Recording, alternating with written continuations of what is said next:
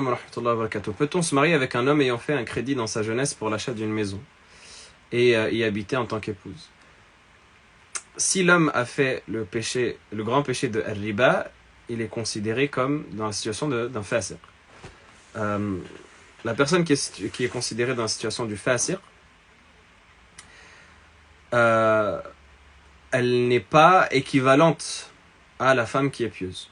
Donc la personne qui est considérée, au sens juridique du terme, perverse, elle n'est pas dans la situation de la femme pieuse.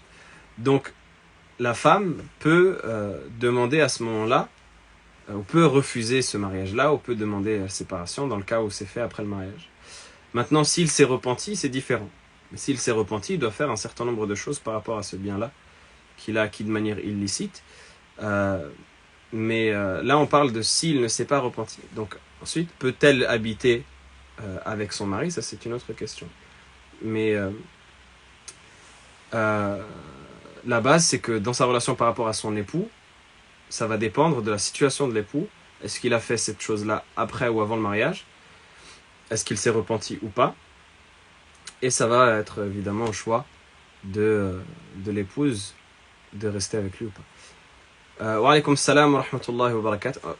Je précise, de rester avec lui, toujours en sollicitant son tuteur, le juge islamique, etc. On ne parle pas de partir du jour au lendemain comme elle l'entend. Ceux qui ont suivi le séminaire sur le mariage connaissent les détails de tout ce qui est relatif au fasr ou à la demande de séparation.